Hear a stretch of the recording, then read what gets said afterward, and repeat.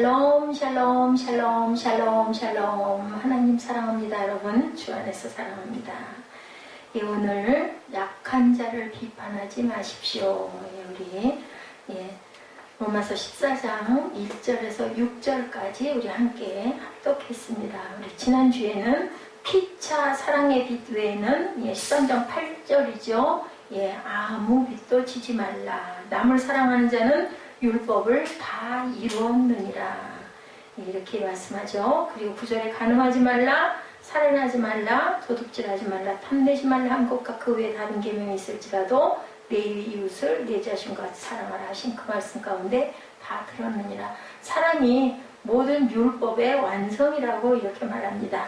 바울은 로마서 13장 10절에서 14절에서도 성도들에게 뭐라고 얘기를 해요? 사랑은 이웃에게 악을 행하지 아니하나니 그러므로 사랑은 율법의 완성이다 이렇게 얘기합니다. 또한 너희가 이 시기를 알고니와 자다가 깰 때가 되었으니 이제 우리의 구원이 처음 믿을 때보다 더 가까웠다. 그러니까 30년 전에 예수 믿던 사람이 오늘 30년 이후에 점점 더 가까워 가고 있다라는 거죠. 밤이 깊고 낮이 가까웠으니 밤이 깊으면 낮이 가깝죠. 이러므로 우리가 어둠의 일을 벗고 빛의 갑옷을 입자. 낮에와 같이 단정히 행하고 방탕하거나 술 취하지 말며 음란하거나 호색하지 말며 다투거나 시기하지 말고 오직 주 예수 그리스도로 옷 입고 정욕을 위하여 육신의 일을 도모하지 말라. 교회 안에는 다양한 많은 사람들이 있다라는 거죠. 다양한 신분과 학력, 그죠? 성격, 또 뭐예요? 재산, 돈이 많은 사람, 가난한 사람 많습니다. 그러므로 교회에서는 언제든지 성도들 간에 의견 충돌이 일어날 수 있다. 서로 성품들이 많이 다르기 때문에 그래서 교회 잘 헌당해 놓고 커튼 만들 때 노란색으로 합시다, 붉은색으로 합시다, 양탄자를 깝시다 맙시다 하다가 결국은 막 찢어지고 깨지고 부서지고 사람들 끌고 나가고 이런 일들이 정말 다 해놓고 헌당식 다 해놓고 그런 일들도 있다. 그게 많겠어요? 간혹 그런 일들이 있다라는 거죠. 거기까지 가서는 안 되겠죠. 교회는 그리스도 안에서 이러한 견해 차이들을 서로 양보하고 사랑으로 품고 극복할 수 있어야 된다. 어떤 차이를 그러면 우리가 극복할 수 있는가 하면서 이제 14장 1절에 믿음이 연약한 자를 받아주다 이렇게 얘기를 하고 있습니다. 14장 내용이 보면 뭐라 그래요? 8절이죠. 오늘은 6절까지지만 우리 14장 8절 한번 보죠. 우리가 살아도 주를 위하여 살고 죽어도 주를 위하여 죽나니 그러므로 사나 죽으나 우리가 다 당연히 주의 것이죠. 고린도전서 10장 31절에 그런즉 너희가 뭐라 그래요? 먹든지 마시든지 무엇을 하든지 다 하나님의 영광을 위해서 해라 이렇게도 말씀하고 빌립보서 1장 20절에서 지금도 전과 같이 온전히 담대하여 살든지 죽든지 내 몸에서 그리스도가 존귀하게 되게 하려 하나니 이렇게 얘기합니다. 먹든지 마시든지 그죠? 살든지 죽든지 그리스도가 내 몸에서 나타나야 된다. 고린도후서 5장 15절에도 그가 모든 사람을 대신하여 죽으심은 살아있는 자들로 하여금 다시는 그들 자신을 위하여 살지 않고 오직 그들을 대신하여 죽었다 다시 살아나신 예수 그리스도를 위하여 살게 하려 합니다. 모든 사람을 대신하여 주님께서 돌아가신 것은 바로 우리를 우리가 주님 안에서 살게 하려고 이렇게 하였다라는 거죠. 그래서 어찌하여 내 형제를 비판하느냐 10절에 보니까 말씀하는데 야고보서 4장 11, 12절에도 같은 말씀이 형제들아 서로 비방하지 말라. 형제를 비방하는 자는 형제를 판단하는 적은 율법을 비방하고 율법을 판단하는 것이라. 내가 만약 율법을 판단하면 율법의 준행자가 아니요 재판관이로다. 입법자와 재판관은 오직 한 분이신 누구세요? 예수 그리스도시라는 거죠. 그래서 너희는 이웃을 판단하면 안 된다는 거죠. 마태복음 7장 1, 2절에도 비판을 받지 아니하려거든 비판하지 말라. 너희가 비판하는 그 비판으로 너희가 비판을 받을 것이다. 너희가 헤아리는 그 헤아림으로 너희가 헤아림을 받을 것이다. 그래서 그리스도를 섬기는 자는 하나님을 기쁘시게 한다라고 14장 18절에도 말씀하고 있습니다. 그리스도를 섬기는 것은 하나님께서 우리를 구원하신 목적, 창조의 목적이다. 이 목적대로 사는 자를 하나님께서는 기뻐하신다. 창조의 목적이 뭐예요? 하나님을 경외하기를 원하는 거죠. 하나님께 경배하기를 원하고 경배받기를 딱 목적은 그거예요. 네가 나를 아니, 내가 너를 낳았어. 뭐 우리가 자식이 부모를 모르면 어떡하겠어요. 그럼 안 되죠. 얼마나 마음이 아프겠어요. 자식을 애지중지 길러놨는데 그것을 가장 원하는 건 하나님의 마음은 바로 우리 부모와 자식 간의 마음으로 생각하면 조금 이해가 갈 수도 있다. 그래서 믿음이 연약한 자를 너희가 받되, 바울은 성도들을 강한 자와 연약한 자로 구분을 합니다. 그런데 연약한 자라는 그 원어적인 그 내용을 보니까 아스네오라고 나타나 있어요. 병이 걸리고 무력한 사람을 말한다고 합니다. 연약한 자는, 강한 자는 복음으로 자유를 누리는 사람이다.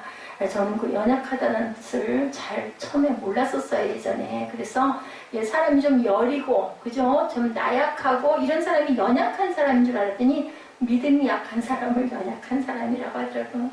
우리 김진수 목사님 참 담대한 사람이구나 하는 생각을, 아니, 지금까지도 머리에서 이렇게 씻기지가 이해가 안 가요. 어떻게 남의 교회로 와가지고, 그 교회 담임 목사를 보고, 그렇게 얘기를 할 수가 있었을까? 뭐, 자기도 뭐, 그런데, 정말 너무나 연약하시네요. 그렇게 얘기해서 그때는 그렇게 이해를 하질 않았는데 계속 이 연약하다라는 얘기가 그 성경 말씀 해석에 나올 때마다 저는 그 생각이 나요. 그래서 참 말은 정말 중요하고 조심해야 된다라는, 사람이 성품이 좀 연약하다고 해서 믿음까지 연약하라는 법은 없거든요. 믿음이 연약했다면 어떻게 새벽교회가 섰겠어요. 그야말로 정말 그 땅에다가 머리를 대고 그래서 헤딩을 하듯이 모든 사람들은 다 연관도 있고, 그죠? 그 정말 주변에서 그렇게 뭐 당신 교회 이렇게 해서 세우시오 하는 사람들도 많고, 정말 섬기는 것도 많이 섬기고 경험도 많고 한 사람들인데, 저는 정말 아무것도 모르면서 하나님 감동 하나로 그저 누구를 고생을 시키려고 교회를 세우는 것은 그건 정말 기적이죠, 기적. 뭐 그래서 김진수 목사 그럴 때 나는 이한나 목사처럼 그렇게도 할 수가 없어. 나는 못해. 그리고 얘기를 했대. 무턱대고 교회를 어떻게 세워라고. 근데 그건 사람이 하는 게 아니에요. 저는 지금도 제가 뭐 틀리거나 아니면 내 유익이나 무슨 내가 뭐 목사가 되고 싶어서, 아니요, 절대로 아니었었어요. 지금은 진짜 너 좀 쉬어라 하고 내버려 두시는 것 같고, 그때는 매일매일 뭐 하나님의 은혜가 하늘에서부터 계속 쏟아지는, 뭐 제가 착각이 그게 착각일까요? 계속 착각이 그렇게 있을 수는 없어요. 어쩌다가 사람이 착각도 하는 거지, 매일매일 착각이라는 건 없는데, 정말 그때는 그랬어요. 눈만 뜨면, 눈만 감으면. 그래서 강한 자는 복음으로 자유를 누리는 사람, 그렇기 때문에 상처를 받지 않는다. 저는 근데 상처를 참 많이 받으니 연약하긴 연약한 것 같습니다. 믿음이 연약한 자들을 받고 프로스 람바노라고 얘기해요. 그래서 프로스와 람바노가 같이 합성어예요. 프로스는 가까이에, 람바노는 취하다라는 뜻이 있습니다. 그래서 믿음이 연약한 자들을 받고라는 것은 가까이에 취하다라는 뜻을 갖고 있어서, 겉으로 가까이 데려다가 왕따시키지 말고 뭐해라, 가까이 해라. 적극적인 의미를 가진 말이에요. 많이 도와주라는 뜻을 갖고 있습니다. 단순히 인정하고 받아들이는 것뿐만이 아니라 마음으로 환영하고 그들과 함께 교제하는 일까지를 포함하는 말이다. 우리가 그래서 믿음이 연약하다라는 원어적인 것에 대한 것을 우리 잠깐 봤습니다. 뭐 물론 이 플러스 람바노라는 말을 우리가 외울 수는 없겠지만, 이런 뜻이구나. 연약하다라는, 연약함을 받고라는 것은 이렇게 정말 적극적으로 도와주라는 뜻을 바울이 이렇게 얘기를 했구나를 아시면 됩니다.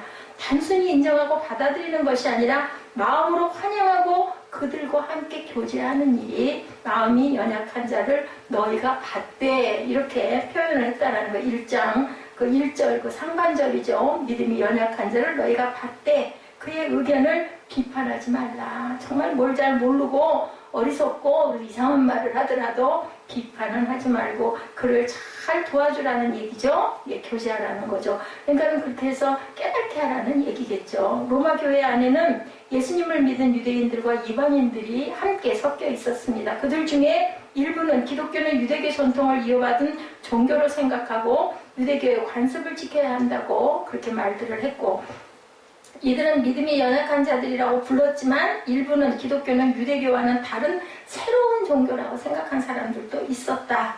예, 유대교에서 이렇게 조금 발전됐다라고 생각하는 사람들은 너무 안 지키니까, 율법을 너무 안 지키니까 저 사람들 믿음이 연약한 사람들이야 이렇게 판단을 했지만, 어떤 사람들은 저거는 유대교가 아니야, 좀 다른 종교야 이렇게 생각하는 사람도 있었다라는 거죠. 지금도 천주교하고 우리 기독교에 대해서 저는 그 부분에 대해서는 그렇게 어떤 주석 같은 데 보면은 그들은 그 지옥에 떨어질 그런 자들이다 이런 얘기들을 아주 강하게 해놓으시는 그런 주석을 해놓으신 분들이 있는데, 그건 제가 인용을 하질 않습니다. 저는 그 부분에 대해서는 그렇다라고 그런 마음의 감동을 오질 않습니다.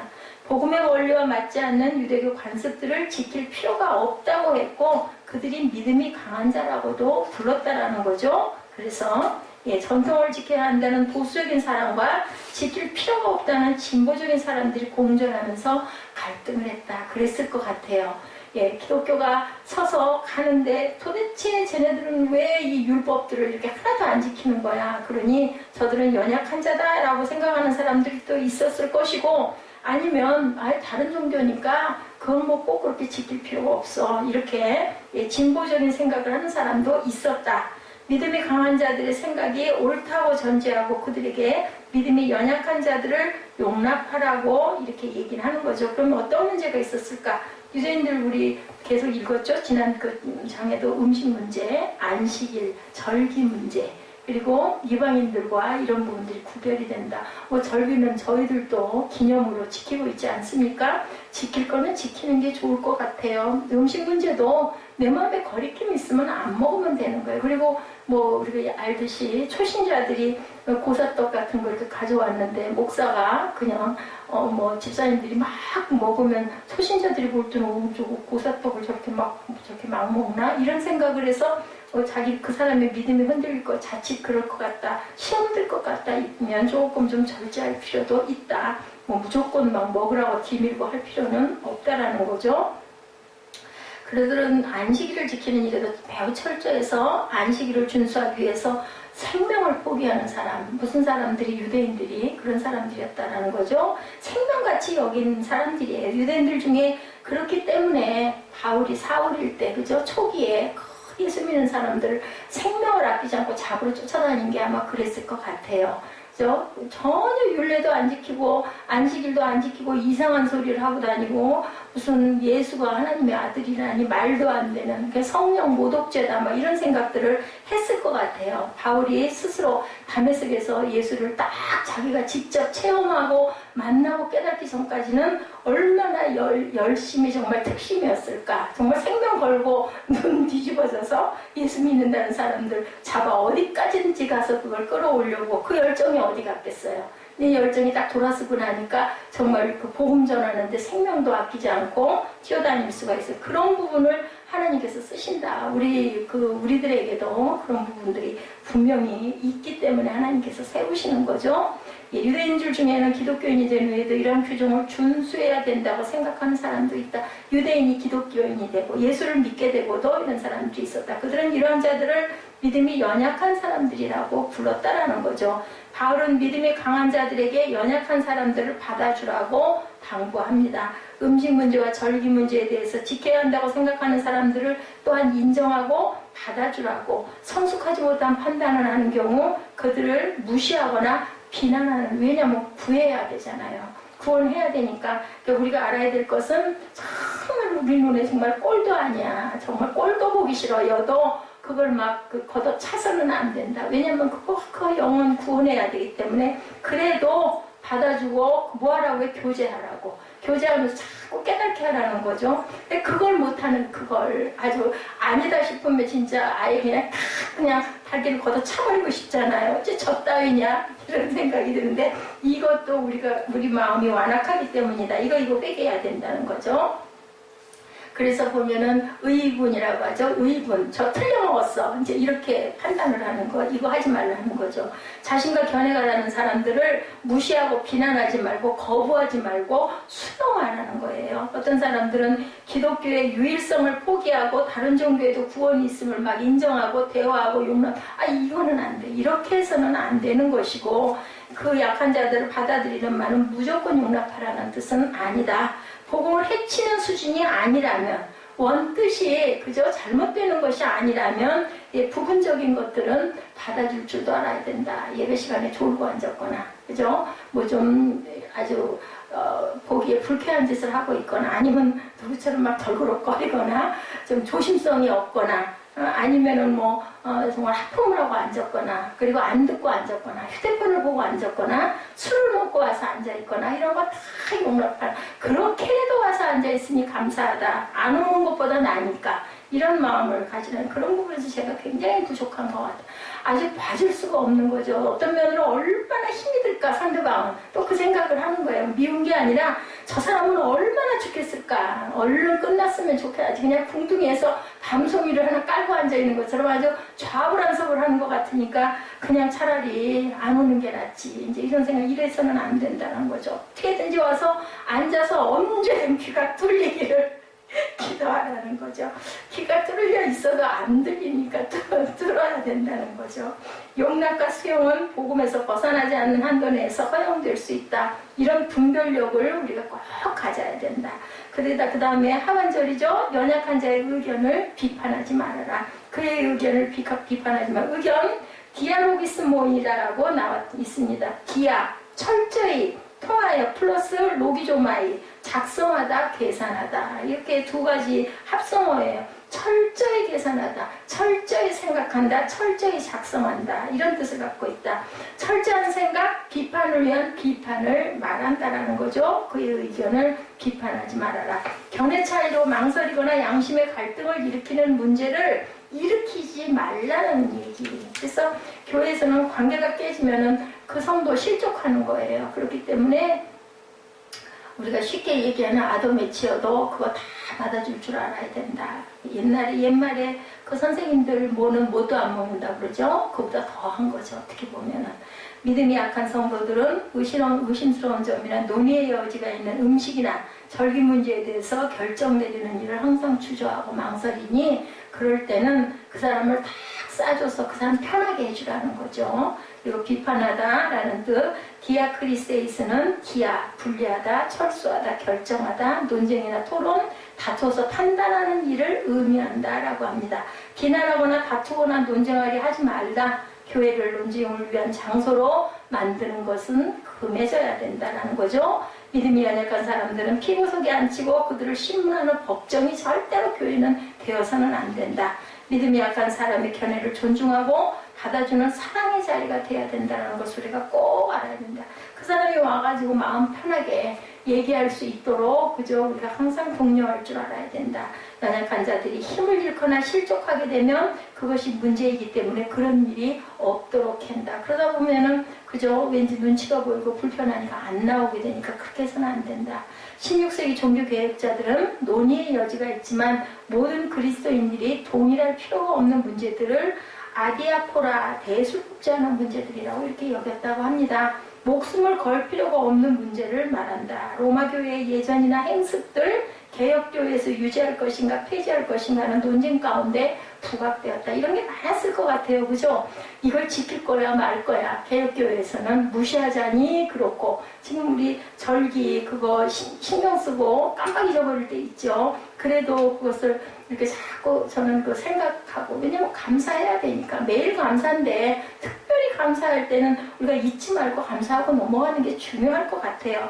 그런 것처럼 이들에게는 이걸 지킬 것인가 말 것인가. 우리는 개혁교회인데, 우리는 이제 그죠, 옛날 구교가 아닌데 뭐 이렇지만 하나님의 원뜻은 우리가 잘 지키고 갈 줄 알아야 된다. 칼빈은 춤과 카드놀이는 선하지도 악하지도 않은 아디아포라 영역이라고 이렇게 얘기를 했다고 합니다. 아디아포라는 그리스도인의 자유와 관련이 있다. 갈라디아서 5장 1절, 요한복음 8장 32절에 증거하고 있는데, 춤이나 카드놀이는 누가 어떤 생각과 목적을 하느냐에 따라 좋지 못한 행동이 될 수도 있지만 다르게 결정하면 좋은 침묵이 될 수도 있다라는 거예요. 넘치지만 않으면 이런 얘기를 할 수 있다.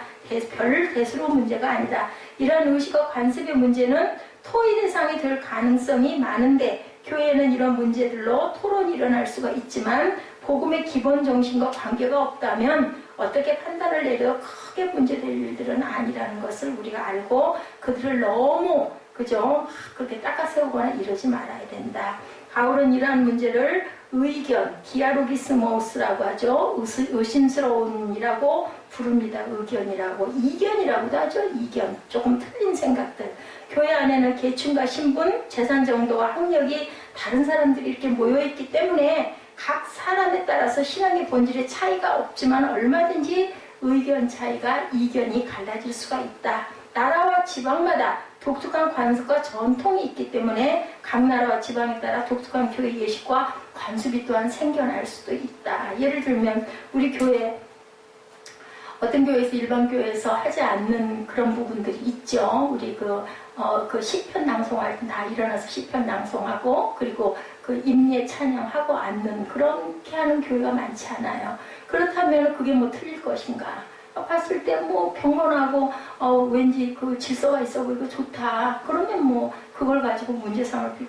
도대체 저 교단은 무슨 교단인데 좀 이상해, 좀 달라. 뭐 이런 말을 할 수도 있는 거예요. 모르는 사람들이 와가지고 하다 보면 아이고 어떤 분이 그랬다고 그랬잖아요. 일어났다 앉았다 몸이 좀 불편하신 분인 경우에는 너무너무 힘들어. 제가 천주교를 한 몇 번 가봤었는데 전에 아주 아주 젊을 때 그랬더니 정말 아주 왠지 경건하고 그죠? 조용하고 그런 분위기가 느끼고 싶어서 갔는데 정말로 너무 일어났다 앉았다 하는 게 너무 많고 뭔 말인지도 모르겠고 이해도 안 되고 그러니까 은혜가 안 되는 이해가 안 되니까 지금은 많이 달라졌다고 하더라고요.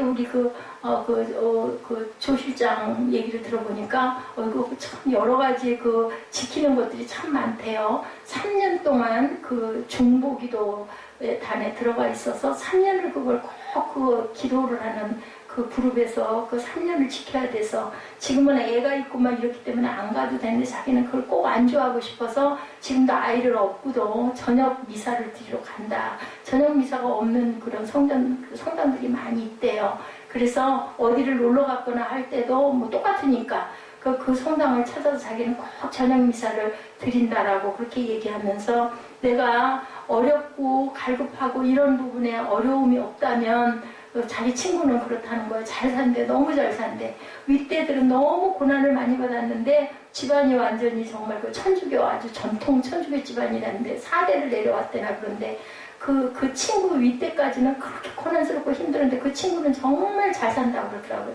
그러니까 그냥 뭘 가 그냥 집에서 기도하고 말아 이런데요. 그 친구하고 자기를 생각하면서 그 친구는 쉽게 여기에서 뭐 근지러울 게 없으니까 별로 그렇게 뭐 바랄 게 없고 너무나 좋고 편하니까 그럴 수 있지만 나는 오히려 이게 더 은혜다 이런 생각을 했더라서 마음속으로 저 사람도 굉장히 열정을 갖고 있구나. 애가 2학년짜리 애가 구구단을 못 외운다고 밤1시에 놀이터에 데리고 나가가지고 그걸 외우게 할 정도로 직장생활을 하면서도 대단한 열정이에요. 그 나이에. 그래서 정말 저건 도리다. 그래서 가까스로 뭐 사단을 외웠다든가 그렇게 하고는 남들이 또 아동학대 한다고 할까봐 데리고 들어가서 재웠다라는 얘기를 오늘 잠깐 하더라고요. 성도들은 이러한 비본질적인 문제, 교회를 논쟁과 다툼의 장소로 만들지 말아야 된다. 그럴 필요 없다. 바울은 믿음이 강한 사람들이 믿음이 연약한 사람들의 입장을 멸시하지 말라고 그렇게 당부했다는 거죠. 믿음이 연약한 사람들도 강한 사람들을 정죄하거나 판단하지 말라고 또한 부탁합니다. 어떤 사람은 2절이죠. 모든 것을 먹을 만한 믿음이 있고 믿음이 연약한 자는 채소만 먹느니라. 고기, 나 그거 왠지 마음에 거리낌이 와서 못 먹겠어. 뭐 국 갈라진 거 뭐 그런 거 있잖아요. 이런 거를 그냥 아무 상관없이 먹으면 나 그거 왠지 모르게 혼날 것 같아. 뭐 이런 마음이 있어서 안 먹을 수도 있다는 거죠. 믿음이 연약한 사람들은. 이방인이 복음을 받아들인 후에 음식 문제에 대해서 특별한 제한을 받지 않았다고 합니다. 그들은 모든 것을 하나님이 지었다고 생각하고 모든 음식을 감사하게 잘 먹었다. 지금 우리도 뭐 그렇잖아요. 뭐 돼지고기라고 안 먹고 그러지 않죠. 그러나 로마 교회에는 음식 문제에 대해 특별한 규례를 가진 사람들이 굉장히 많았다. 그들 대부분은 예수를 믿고 기독교인이 된 유대인들이었다라고 합니다. 유대인들은 레위기 11장의 규정을 따라서 먹어도 될 음식 굽이 갈라져 쪽발이 되고 책임지라는 것, 지느러미와 비들이 있는 것은 너희가 먹되 그렇게 써있거든요. 먹으면 안 되는 음식, 죽은 것, 죽은 것을 먹는 것. 그거 뭐 죽은 거 잡아야 먹지 않나? 고기들을, 그죠? 그런 것들을 구별했다. 유대인들은 오랫동안 율법에서 허용된 음식만들을 먹었다고 합니다. 특히 랍비가 먹어도 된다고 한 율법에 따라 도축한 고기만 먹었대요. 이건 코셔라고, 율법에 따라 도축한 고기. 그러니까 뭐 예를 들면은, 그죠? 그 번제물로 그렇게 해서 그 십자가 긋고 해가지고 꼭 그렇게 해서 그 제사 그 행위를 하고 만든 그러한 그 고기들만 먹었다는 거죠. 그러니 음식 문제에 제한을 받은 사람은 유대인만이 또한 아니었다. 금욕주의자들도 음식에 대해 철저히 규제를 했다고 합니다. 단순한 삶을 강조하면서 음식이나 의복을 또한 가려서 먹고 입었다. 그 중에는 음식을 금하고 채식만 고집하는 사람도 있고 정리적으로 금식하고 적게 아주 조금씩 먹는 그런 사람들에 대한 그런 것도 있었는데, 마가복음 7장에도 예수님은 바리새인과 서기관들과 변론한 적이 있었는데 유대인들은 손을 씻지 않고 음식을 먹으면 부정하다고 가르쳤는데 예수님은 제자들이 손 씻지 않고 제자들과 같이 이렇게 음식을, 그래서 그렇게 말을 많이 들은 거예요. 아이고, 저 사람은 뭐 저렇게 바리새인 뭐 저렇게 세리 이런 사람들과 막 어울려서 먹고, 그리고 또 그런 얘기가 많아요. 뒷얘기로 굉장히 잘 드셨다는 거죠. 뭐 포도주도 잘 드시고 먹는 것도 개걸스러울 정도로 열심히, 그러니까 별별 말이 다 있는, 무슨 하나님 아들이 졌다위야 뭐 이렇게 얘기를 했다는 거죠. 율법 전혀 안 지키고, 그죠? 제멋대로로 보이는 거죠. 그 정말 생명처럼 여기던 이런 사람들에게는 그게 하나도 보기가 좋게 보이지 않으니까 막 죽여야 된다는 생각들이 일어났다는 거죠. 어떤 면으로는 그들 시선 쪽으로 서서 우리가 본다면 지금 우리가 성경이 이렇게 정리가 되고 예수님은 하나님의 아들이시고 다 우리가 믿지만, 그렇지 않은 그 당시에는 그런 마음이 들고도 남았을 것이다. 그리고 갈릴리에 있는 어촌의 목수의 아들이고 아주 가난하고 아무런 어떤 세력도 없는 그런 그 젊은이 하나가 무슨 뭐 하나님 아들이래. 그러니 그걸 누가 믿었겠느냐. 또 오죽하면 자기 가족도 동생들도 안 믿었죠. 그들은 유대 장로들이 정한 규례를 손을 잘 씻지 않고 먹는다고 맹렬하게 비난하죠. 예수님은 이렇게 말씀합니다. 무엇이든지 밖에서 들어가는 것이 능히 사람을 더럽게 하지 못함을 알지 못하느냐. 모든 식물은 깨끗하다. 이렇게 말씀을 합니다. 예수님은 사람을 더럽게 하는 것은 음식이 아니라 어디서 마음에서 나오는 것이다 라고 이렇게 말씀하죠. 마가복음 7장에 보면 그런 내용들이 18절부터 쭉 22절까지 나옵니다. 이 이야기에서 볼 수 있듯이 예수님은 하나님이 주신 모든 음식은 깨끗하다. 그러므로 우리도 예수님을 따라 모든 음식 깨끗하다고 먹어야 된다. 속에서 나오는 게 오히려 더 더럽다. 잘 씻어서 그냥 깨끗하게 기쁨으로 감사로 먹으면 된다. 그리고 3절에 보니까 연약한 자도 하나님이 받으셨다라고 그러죠. 3절에 보니까 먹는 자는 먹지 않는 자를 업신여기지 말고 먹지 않는 자는 먹는 자를 비판하지 말라. 이는 하나님이 그를 받으셨습니다. 이렇게 얘기하고 있습니다. 고린도전서 14장 26절에 그런즉 형제들아 어찌할까? 너희가 모일 때 각각 찬송시도 있으며 가르치는 말씀도 있으며 계시도 있으며 방언도 있으며 통역함도 있나니 모든 것을 덕을 세우기 위해서 너희들이 해야 된다라는 거죠. 바울은 성도들을 두 가지 믿음이 강한 사람과 연약한 사람으로 분류한 후에 그들에게 각각 필요한 태도가 무엇인지를 이렇게 가르쳤던 거예요. 못 가니까 편지로 이렇게 열심히 써가지고 그걸 자꾸 읽게 했던 거죠. 바울은 믿음이 강한 사람들 모든 음식이 먹어도 된다고 생각하는 사람들에게 믿음이 약한 사람들의 견해를 멸시하지 말라고 계속 부탁을 합니다. 믿음이 강한 사람들은 연약한 사람들을 무시하기가 쉽죠. 연약한 사람들을 무시하고 무조건 나를 따라오려고 그렇게 하는 이런 태도는 그들을 실족하게 만드니까 그러지 말아라. 우리가 이런 부분들을 잘 듣고 우리가 이해를 할 필요성이 있습니다. 바울은 음식 문제로 믿음이 연약한 형제가 시험에 든다면 평생 나는 고기를 먹지 않겠다. 고린도전서 8장 13절에 증거하죠. 그러므로 만일 음식이 내 형제를 실족하게 한다면 나는 영원히 고기를 먹지 아니하여 내 형제를 실족하지 않게 하리라. 이렇게 증거합니다. 그리고 믿음이 연약한 형제들에게 믿음이 강한 사람들을 정죄하거나 비난하지 말라고 부탁하죠. 잘났어 정말 이런 식으로 생각하지 말라는 거예요. 주의할 점은 우상의 문제. 우상 앞에 바쳐진 재물을 먹어도 되는가? 그죠? 잘못된 내용들을 어떤 분은 된다고 하고 성경은 그것을 또한 금하기도 했는데 고린도전서 8장 7절 중간에 우상의 제물로 알고 먹는 거로 그들의 양심이 약하여지고 더러워지느니라 이렇게 말씀하고 있습니다. 재물을 먹는 자들이 제단에 참여하는 자들이 아니냐. 고린도전서 10장 18절에도 계시록 2장 20절에도 그러나 내가 책망할 일이 있노라. 자칭 선지자라는 여자 이세벨을 내가 용납하면 그가 내 종들을 가르쳐 꿰어 행음하게 하고 우상의 재물을 먹게 하는도다. 이렇게 얘기를 했기 때문에 우상의 재물로 알고 있는 그런 음식들을 먹을 때는 우리가 잘 생각하고 기도하고 먹을 줄 알아야 된다. 그럼 왜 성도들이 연약한 자를 멸시하지 말고 비난을 금지해야 하는가? 이는 하나님이 받으셨음이라고 했기 때문인데, 하나님은 믿음이 강한 자나 연약한 자들을 있는 그대로 다 받아주신다라는 거예요. 하나님은 육식을 금하는 사람들도 용납해 주시고 또 그대로 받아주시고 육식을 먹는 사람도 그대로 받아주시고 축복했기 때문이라는 겁니다. 따라서 하나님이 받아준 형제들을 나와 견해가 다르다고 멸시하는 것은 죄라는 거죠. 연약한 그를 이미 받았다. 따라서 성도들도 그를 판단할 것이 아니라 있는 그대로 받아야 한다. 하나님이 우리를 영접한 것과 같이 너희도 서로 받아주라. 그래서 우리가 내가 헤아리면 하나님께 헤아림을 받는다. 내가 비판하면 우리가 비판을 판단을 받는다고 그러죠.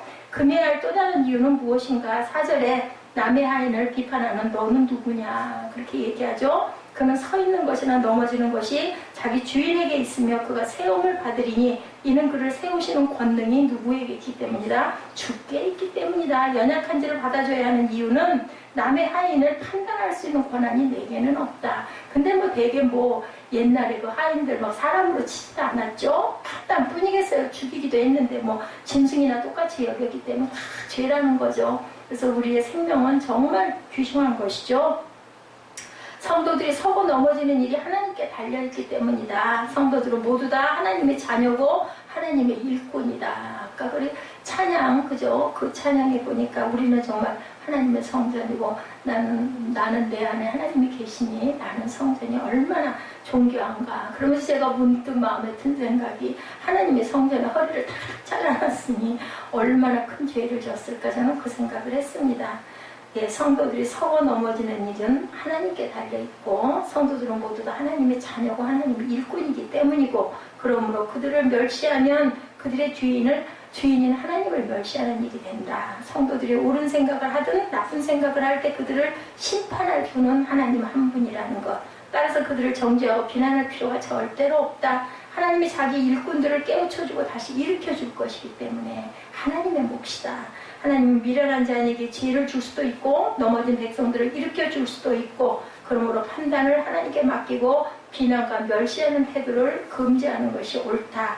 신학자 라인홀드 니버는 이런 기도를 드립니다. 하나님, 내가 변화시킬 수 없는 일에 대해서는 그것을 받아들일 수 있는 평안함과 고요한 몸을 주시고, 내 힘으로 고칠 수 있는 일에 대해서는 그것을 바꿀 수 있는 용기를 주시고, 이 두 가지 차이를 깨달아 알 수 있는 지혜를 허락하여 주옵소서. 이렇게 기도했다고 그래요. 우리도 이렇게 기도하십시다. 강한 자만이 사는 세상은 동물의 세계고 본능의 세계고 하나님이 없는 세계라는 것을 우리가 꼭 이해해야 된다. 하나님 지배하는 세계는 약자가 살 수 있는 세계고, 하나님이 세우는 사람들은 약한 자들이죠. 그것을 우리가 어디서든지 보면 똑같이 우리가 항상 봅니다. 그런 세계를 우리는 만들어 가야 된다. 믿음의 세계에 있어도 강한 믿음을 소유한 사람이 있고 약한 믿음을 가진 사람도 분명히 있다라는 것. 오늘 성경은 말씀하죠. 당신 주변에 있는 믿음 없는 사람을 비판하지 말아라. 그 사람은 세상에 살다 이제 왔기 때문에 믿음이 깊을 수가 없어요. 그죠? 세상 사람이었으니까 아직 성경도 모르고 교회 생활도 모르기 때문에 생각하는 것과 말하는 것이 세상적이다. 그렇다고 해서 그를 미워하거나 판단하지 말아라. 그래서 교회 와서 잘난 척도 하고 실수도 할 수 있다라는 거죠. 그런 사람을 안이껍게 보거나 비판하지 말고 거부하지 말아라. 그런 사람들과 함께 살 수 있는 것이 바로 교회여야 합니다. 14장 1절에 다시 보면 믿음이 연약한 자를 너희가 받되 그의 의심하는 바를 비판하지 말라. 믿는다는 말이 중요하죠. 사람을 받아들이라는 말. 우리는 좋은 사람을 받아들이지만 싫은 사람은 거부하고 배척하기 쉬워요. 그죠? 근데 성경은 늘 그래요. 사랑할 수 있는 사람 사랑하는 건 누가 못하겠니? 사랑할 수 없는 사람을 사랑하라는 거죠. 어려운 얘기죠. 그렇게 하는 것은 하나님의 나라에서 하는 일이 아니다. 싫은 사람을 거부하고 배척하는 것. 믿음이 약한 사람을 받아주고 이해하고 격려해줘라. 이해하고 들어주는 것이 그들을 돕는 첫걸음이고 병든 사람을 치유하는 첫걸음이라는 걸 알아야 된다. 교회는 병든 사람과 죄를 많이 지은 사람이 있어야 할 곳이다. 교회는 거룩한 사람들만 있는 게 아니라 병들고 죄짓고 세상적인 사람들이 많이 와서 거기서 변화가 되어야 하는 곳이 교회이지, 경건하고 믿음 있고 거룩한 사람들만 오는 곳은 아니다. 근데 우리는 늘 생각할 때 아니 교회에서 왜 그래? 이런 생각을 하게 돼요. 그죠? 근데 사실은 생각해보면 교회를 왜 오겠어요? 그죠? 제가 고쳐지려고 오는 거 아니겠느냐. 그죠? 그분들을 껴안고 사랑하고 치유하고 고치는 곳이 바로 교회다. 믿음이 약한 자를 거부하지 말고 그래서 받아들이고 수용해야 된다. 두 번째는 그의 의심하는 바를 그가 이해하지 못하고 그가 신뢰하지 못하는 부분을 비판하지 말아라. 세상에서 왔기 때문에 깨닫지 못하니 안타까워해야 되고 긍휼이 품어줘야 되고 우리는 기도해줘야 된다는 거죠. 안 믿는 아내를, 안 믿는 남편을, 그죠?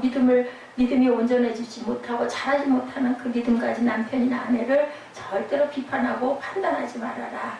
우리의 자녀들이 연약함과 약점을 우리가 받아들이고 그래도 그걸 고치려고 하는 그런 마음과 똑같은 마음을 가져라. 야단치고 채찍질하고 신경질 내면 그 아이가 어떻게 돼요? 삐뚤어지고 비행소년, 소녀들이 되죠. 알면서도 우리는 막 혈기가 앞서니까 막 야단을 치고 소리가 높아집니다. 근데 절대로 그러지 말아야 된다는 거죠. 그래야 아이들이 살아나고 충고하고 야단치고 비판하면 아이들은 점점 멀리 떠난다는 거. 알면서도 잘 안 되죠. 사랑 외에는 진정한 치유는 없다. 사랑이 모든 율법의 완성이라는 거죠. 2절에 어떤 사람은 모든 것을 먹을 만한 믿음이 있고 연약한 자는 채소만 먹느니라. 어떤 음식은 먹어도 되고 어떤 음식은 먹지 말아야 된다고 말하죠. 구약에서 그렇게 말했기 때문에 제사 음식은 먹으면 안 된다고 생각하는데 귀신이 붙어있어, 부정해, 이런 생각을 하게 되는 거예요. 근데 그거 우리가 넘어서지 못하면 안 먹으면 돼요. 그죠? 근데 무슨 상관이야, 음식인데 귀신이 어딨어? 그냥 기도하고 십자가 긋고 먹는 사람들은 아무렇지도 않게 먹죠. 음식이 무슨 죄가 있어? 이렇게 얘기를 하는 사람들도 그렇게 하면 된다. 이 말씀을 이렇게 생각하는 사람은 수용과 이해에 폭이 좁은 사람들이다.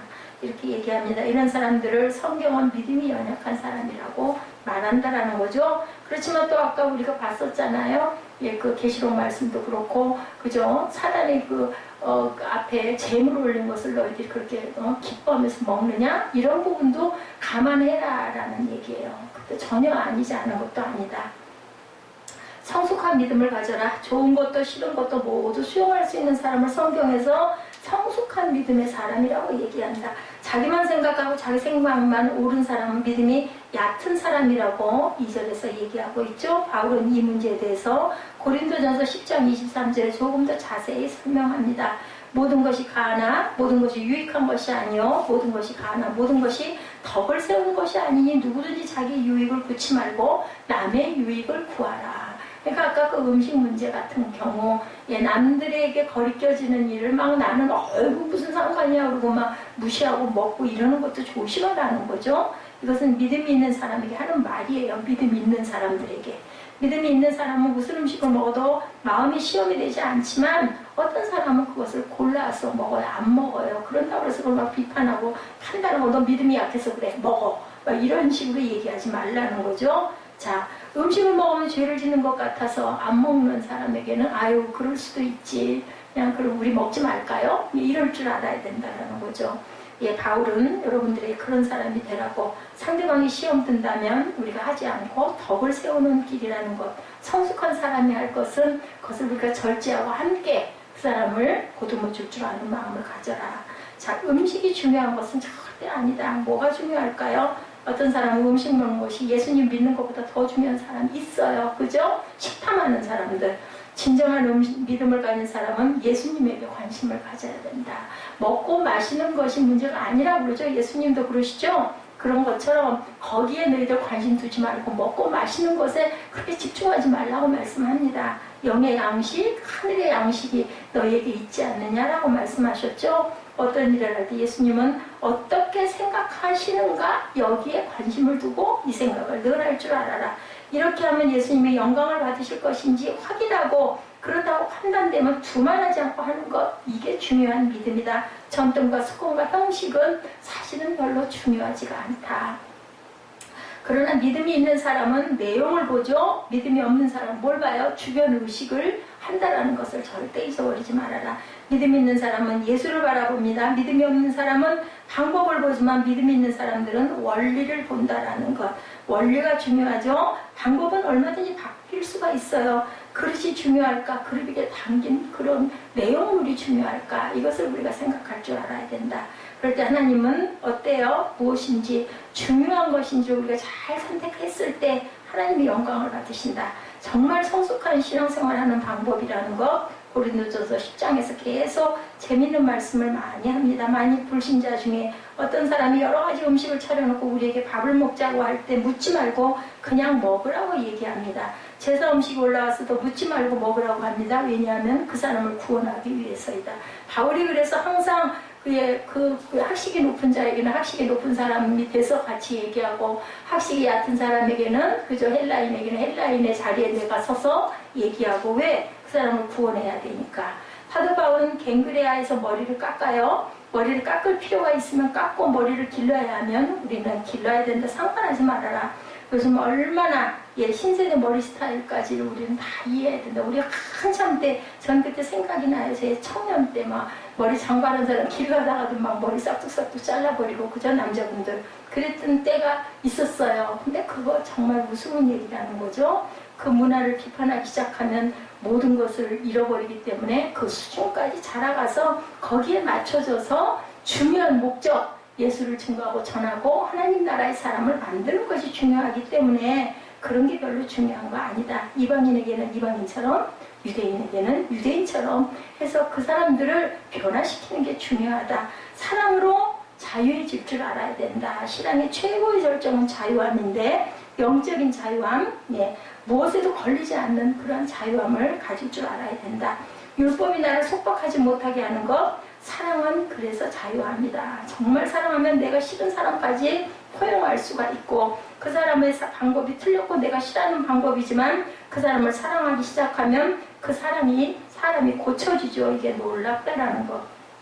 맞아요. 사랑이 떠나가고 나면 모든 게 다 걸리죠. 모든 게 다 이해가 안 되고 모든 게 다 이해하고 싶지가 않아지는데, 사랑하면 무조건 그 사람 말하는 거, 그 사람 행동하는 게 다 보기가 좋게 여겨집니다. 그래서 항상 틀린 것을 계속 지적하면 그건 고쳐지지 않는다라는 것. 믿음이 약한 사람을 우리가 그래서 받아들이고, 불신자라도 그 가정에 가서 밥을 먹게 되었을 때 제사 음식이 나오면 기도하고 괜찮아요 하고 재밌게 잘 먹어주면서 또 싹 돌려가지고 이해를 시킬 줄 아는 마음, 그런 성격, 직선적인 성격, 혈기 부리는 성격을 우리가 고쳐야 된다. 고린도전서 10장 28절에서 30절에 누가 너에게 이것이 재물이라 말하거든 알게 한 자와 및 양심을 위하여 먹지 말라.